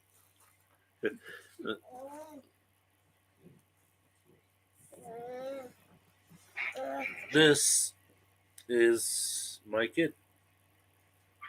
You say hi. Who's that?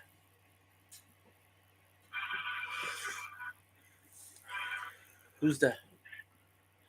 Is that is that the baby?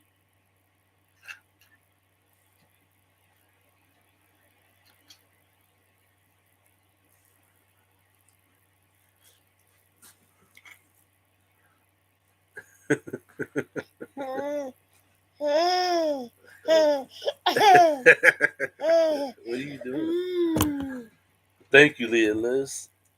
Yeah, it's so funny because my nephew, I heard he's still struggling to get his first tooth in, and my kid already has like seven.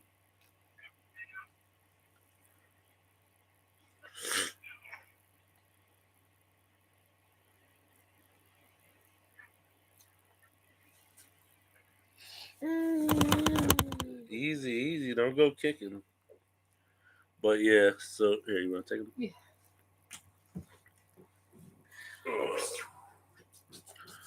But yeah, so we let's see.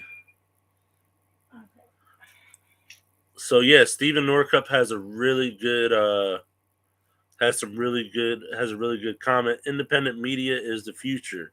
We think so too. That's why we wanted to start doing these live broadcasts for you guys. What's up, Tracy Nesbitt? Because there are some things that the media, um, the mainstream media says that we don't know where that's coming from. And then us being like legit truckers, we question their sources. And then when they get asked to back it up or where they citing these sources from, it's all like things and places that have nothing to do with truckers. It's like Time Magazine or like the Martha Stewart cooking book. Like it makes no sense. Oh wow! I think I appreciate your contribution. To touch on that though, as far as independent media, and again, I'm not tech savvy. I don't know a whole lot about all this stuff, but I do listen to some talk radio, and I was listening to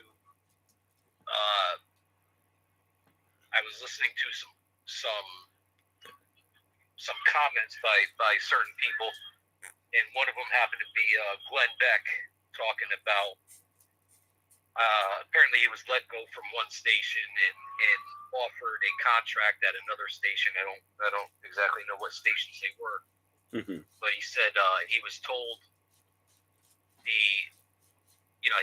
that the future of news is in podcasts and doing your own show, so to say, on the internet. And I guess that's what he chose to do. And he was saying how he makes more now and pretty much runs his own small company, and is doing better than he was on whatever station he had a contract with. I don't know where he was, but yeah, it kind of touches on that. You know, you're seeing the bigger names, and I think there was another guy recently that left some big name news network to go ahead and just do online stuff.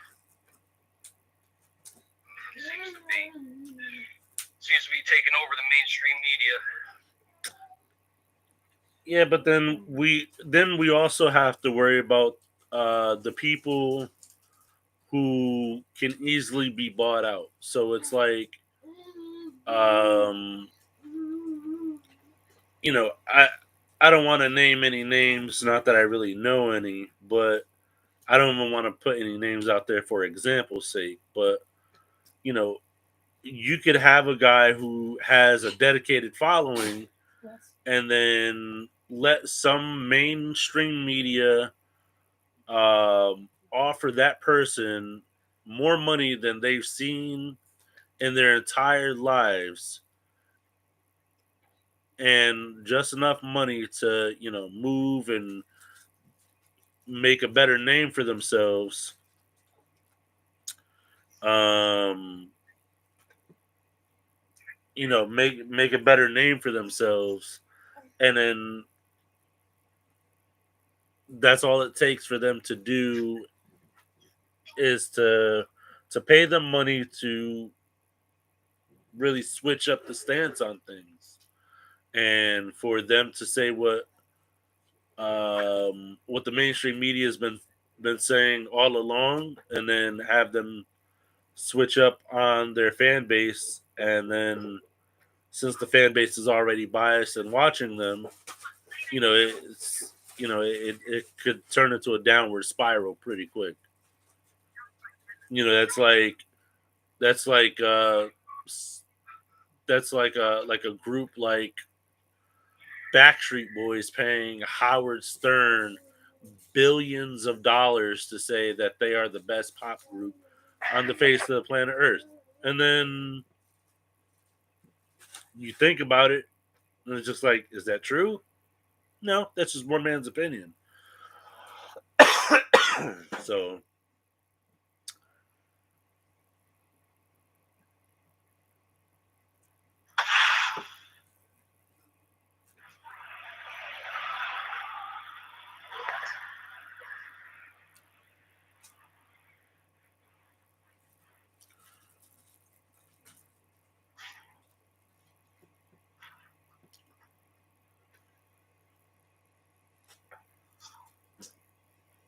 appreciate the tips.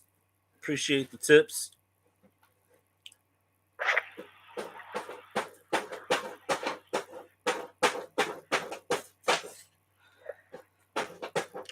And this is why I need to get a studio. There's another piece of plastic that he pulled out from there. But yeah, if anybody has any other questions for us, leave it down below in the comments section. We've been at this for almost like 2 hours. Yeah, a little over 2 hours. Look at that.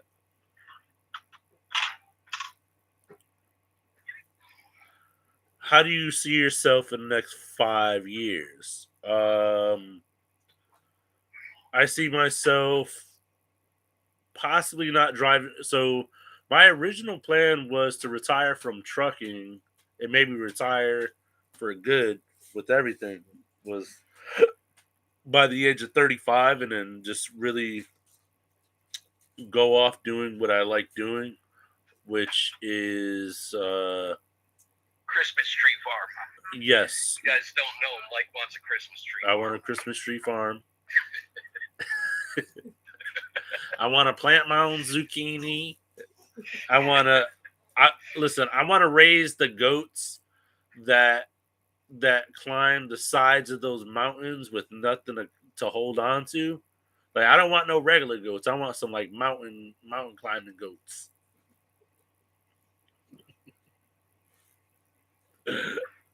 Yeah. Hey, you can't just keep your hands to yourself, can you? But yeah, no, I plan on doing the trucking thing, or at least keeping the companies both open. Do I think that I'm gonna continue driving for many more years? Probably not. Not driving tractor trailer. Um, it seems like YouTube is a pretty good niche for me, so maybe I'll continue doing that. If not, well, I do have other plans up my sleeves for the YouTube thing, not only wrapped around deliveries, but you know, everything from cooking to the woodworking. I just started another YouTube channel, as mentioned earlier in the live. If you guys didn't catch it, it's called the Nostalgic 90s. I just released my second episode, if I'm not mistaken. And there's going to be plenty more to come with that. But yeah, it's all about it's all about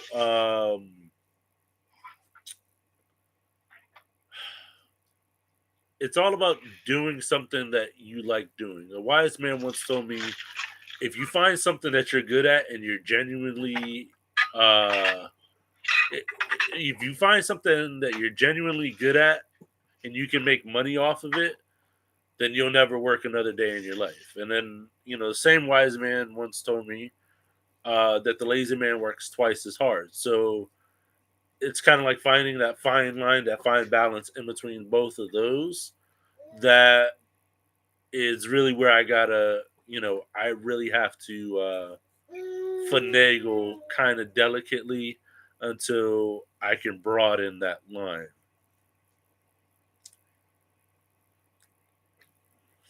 What's up, Twin Cities Trucking?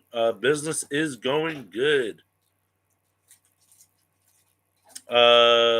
Crazy says, how do you plan on networking to grow? So actually, this is something that is really overlooked by a lot of people. Networking is one of the most underrated things that you can not do.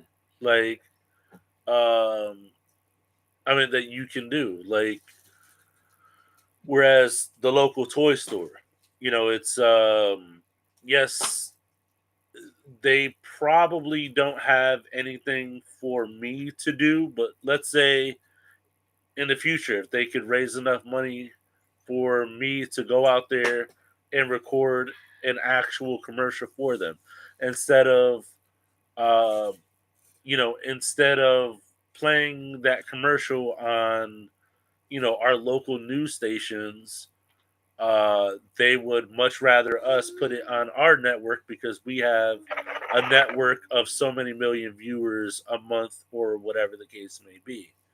They may not get the millions of views that they hope for, but what local news station is?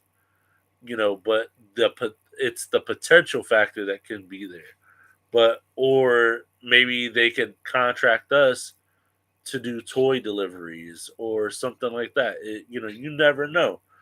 But that's why we make it a point to support and shop local and support local businesses because that's what we are.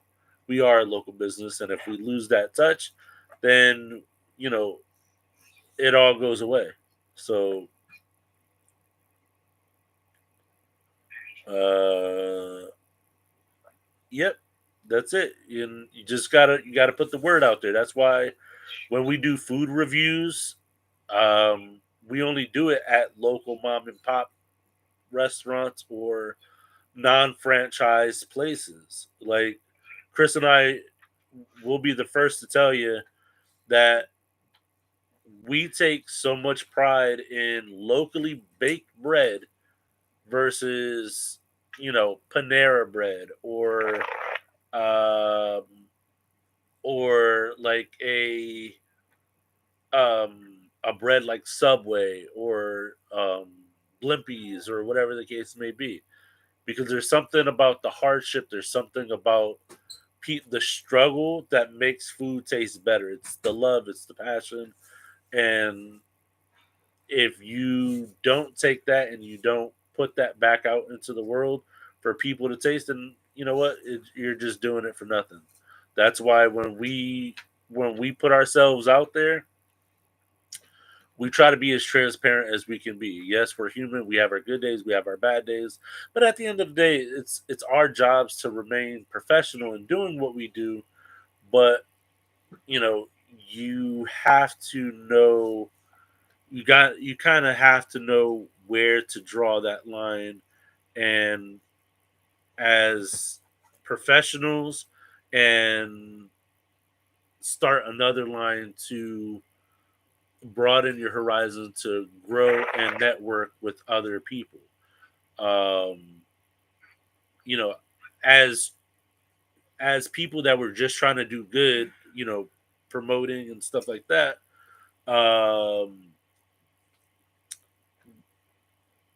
like the local small businesses, we got turned down by quite a few toy stores to film on location and do what we did, and you know we'll probably never bring our business there, and those places will never most likely be featured on the channel because it's all about one small business trying to help another small business.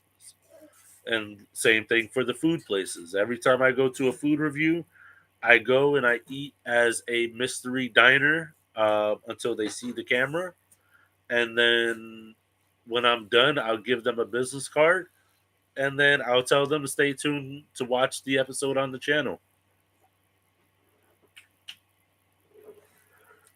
Um,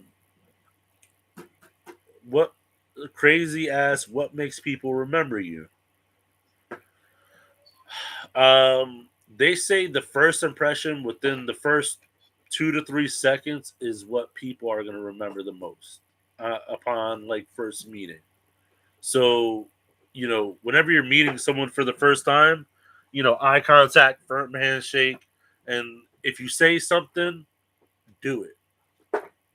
Don't just say stuff to just say stuff. It's anyone can say what they're gonna do, but it takes real hardworking individual and people that can keep a promise to really come through on their word. You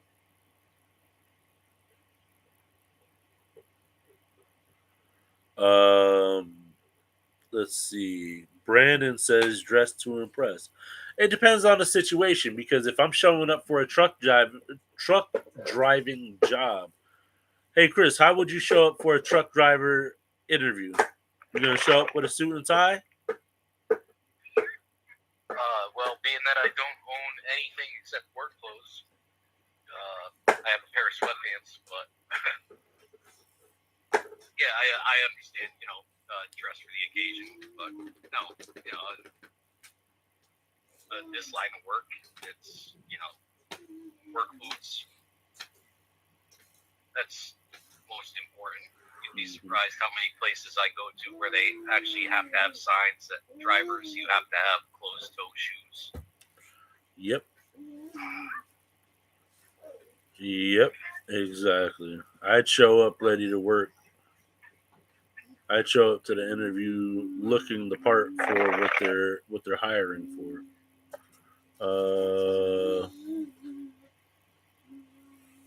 Let's see. Someone said that's team leadership and easy stuff. I'm talking marketing, not employee engagement with customers. So let me backtrack a little bit. How do you plan on networking to grow? But that kind of falls into it though, crazy. If you think about it, it's like when you're so they're talking about marketing. Like, how do you plan on growing marketing wise? Well, my YouTube speaks for itself. You guys see the services that we offer. I have two trucking companies. I'm willing to expand. I'm willing to take risks. I'm willing to go the extra, but not not at the expense where it's going to cost my company liabilities and stuff like that. So, sorry.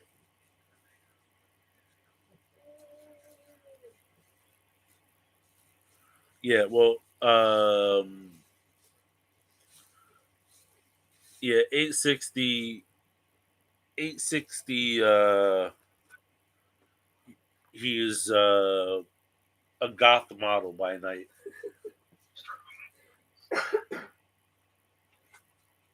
So,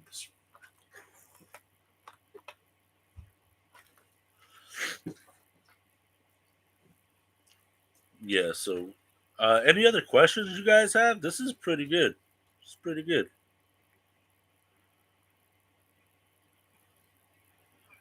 All right, I got a question for Chris. Craziest delivery in the last, or craziest situation you've had in the last week? Go. In the last week. Or last month. We'll say last month. In the last month. Yep. How long ago was I in Birmingham? Do you remember? That story when I was in Birmingham? Yep. I don't know. That was probably within a month. That was probably pushing a month or so. But there was a shootout. A legit shootout directly behind my truck. I was parked at the truck stop. Behind me was a neighborhood that was pretty much boarded up. There were one or two houses back there that were not boarded up. And yeah, just, laying there, and next thing I know, things started going crazy. Mm-hmm. There was a legit shootout. I looked in my mirror, I saw one car taking off, I saw a bunch of people running, and then the craziest part though, the place emptied out. That little road emptied out pretty quick. But the cops came through, a couple minutes later and just did one pass through, real slow. But, three cops came, just did one pass through, kind of looking around and went about their business. Like it was just another day in the neighborhood. It was, and we don't see anybody, keep it moving. Yeah. That's awesome. That is awesome. What time is it? Wow, it's already about to be 6:30. That's crazy. Hey, Chris, you want to wrap it up here? Yeah, I don't care. I'm moving my microphone in between everything you asked me and stuff in my face. Sweet. Yeah, I gotta go start cooking dinner. But yeah, this was fun. We gotta do it again sometime. Make sure you guys stay tuned on the channel. Make sure you guys check out the new YouTube channel that I just created called The Nostalgic 90s. I think I'm on my second episode. I just got done releasing. where we go way back into time and we're going to explore things from the 90s, some of the 80s, because in order for you to understand the 90s, you got to understand the 80s and somewhat of the 2000s. And check that out. It's called the Nostalgic 90s. And yeah, if you guys would please make sure you hit the subscribe button, hit the notification bell on this channel, on that channel, my woodworking channel. And then we also have a few more projects up our sleeves for you guys. And then 2022 is going to be a great year. I have a few more projects for 2022 that I wanted to start this year, but you guys know help is hard to find these days. So um, it leaves me trying to juggle multiple projects at once, and I can't. It's not like I'm sitting in one place recording all of them, which isn't the case. It requires me to go out to the field and record. So, besides the woodworking things, I also have other projects that I've been meaning to get to and waiting for some callbacks and trying to find people to join the team to help us expand. Has not been the easiest, and then taxes and paperwork, and it's just so much. Yep. And yep, so we got some more yeah. Oh, 860 found it. Cool beans. So yeah, so if you guys like this live, make sure you let us know down in the comment section below. I'm gonna leave the video up.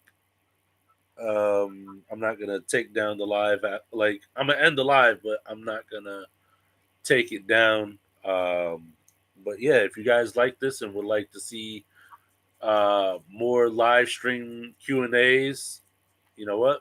Light up the chat, light up the comments, let us know. Make sure you smash the like button. Uh, Thank you, Tommy Flag. And if thank you, Leah Liz, I will. Uh, Pulled the fifth one on the gas hauler for no reason. Bad people are out there, which is sad. Yep, bad people are always out to get us, man. So yeah, if you guys want to see more segments like this, live Q&As, write down your questions.